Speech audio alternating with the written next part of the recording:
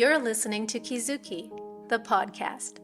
I'm Mae Yoshikawa, and I define the Japanese concept of Kizuki as the following.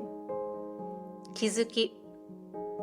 1. A moment of epiphany, an aha of realization or insight which opens the knower to a new dimension of truth that was formerly unknown.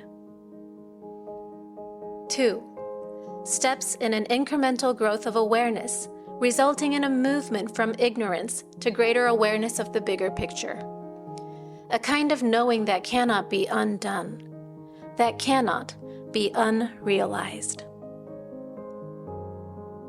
As a longtime yoga and meditation practitioner, a world traveler, and curious self-explorer, I'm obsessed with Kizukis.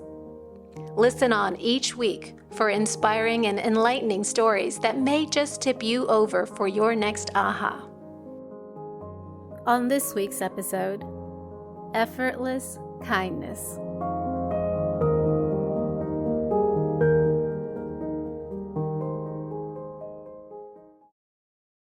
I had a little bit of a surprise this week. Something that caught me slightly off guard, I guess, because I just wasn't expecting it. It was in conversation with a bunch of my students in the larger community, and we were gathering in a group online, just hanging out, having tea, and talking about recent books that we read, what we found stimulating in our lives, thought-provoking, exchanging ideas, and Kizukis, the things that we realize in our path of life and learn from and change from. And one woman shared with me that she'd been enjoying my podcast, my English podcast, she said. And she added that of the many variety of reading material and listening material that she checks out, she finds my voice, my podcast, to be, well, kind. Actually, she said, kindest of them all. And it caught me off guard. I almost didn't know how to take it. Like, wow, thank you. But also, wow, I wasn't really expecting that. As in, I'm not particularly trying to be kind.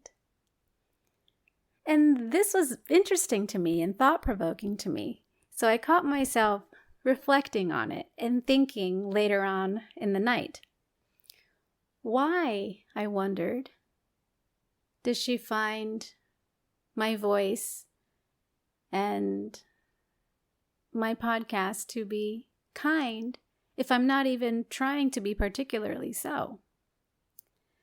I thought, oh, maybe it's because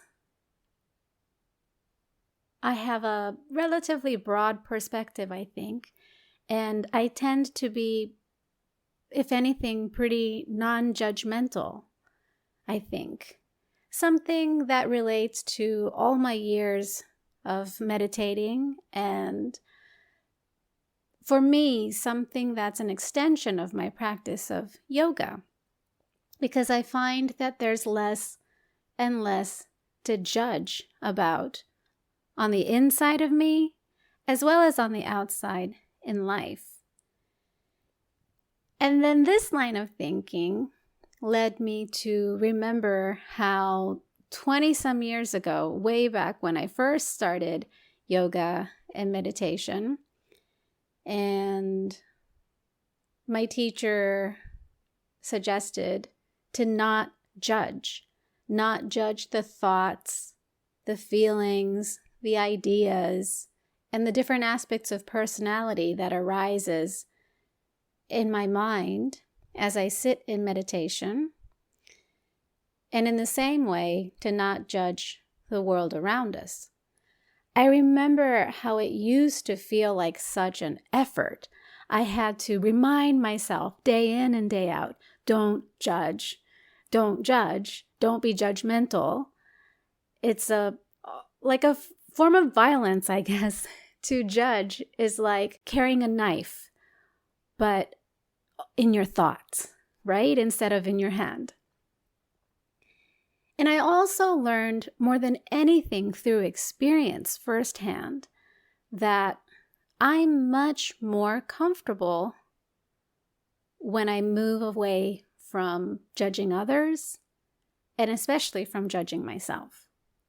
I also learned that the less I judge myself, the less I judge others, and the harder I am on myself, the more critical and judgmental I am of others. So yeah, clearly a correlation there. When I look back and recall, why did I get into meditation and yoga in the first place anyway? Truly, it was to get out of my own suffering. I had specific health-related symptoms like insomnia, and my body would go really cold. I had really bad circulation. I was depressed. I had mental health issues. I was going through a really, really rough time in my life, and discovering yoga to take control of my own breathing again, and to watch and observe the mind, and to begin to take control of which thoughts I would buy into and which thoughts I would pay less attention to. These are tools that have changed me in a way that saved my life and really made me who I am today. So interestingly enough, it was my own suffering that led me to yoga and meditation. And meditation then taught me to be less judgmental of myself and less judgmental of others.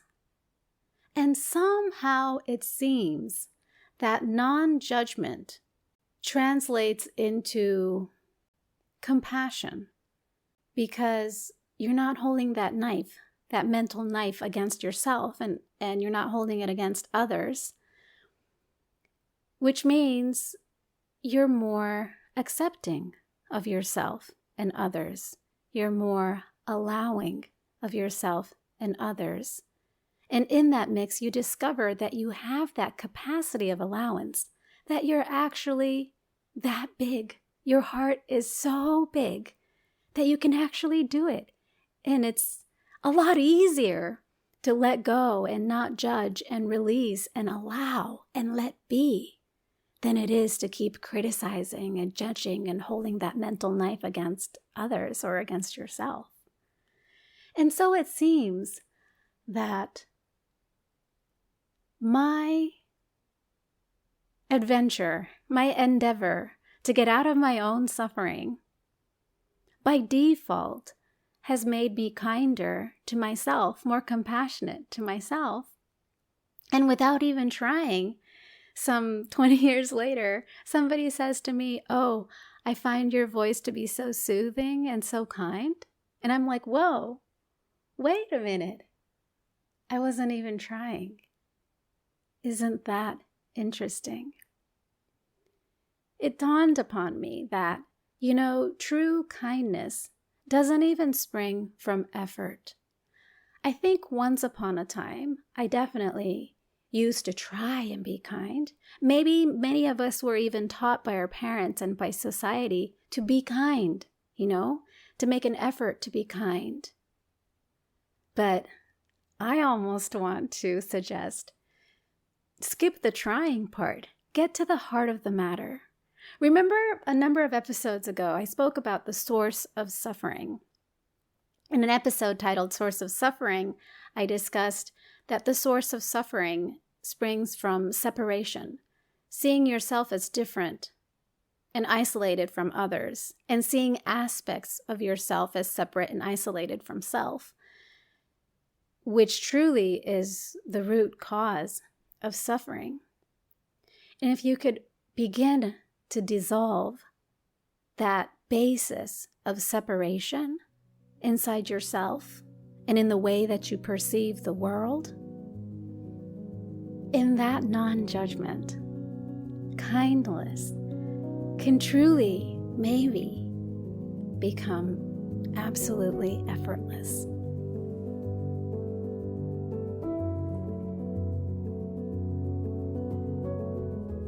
Thank you for listening.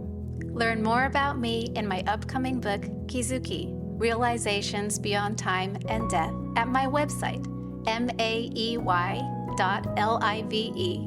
or find me on Instagram at maeyoshiKawa.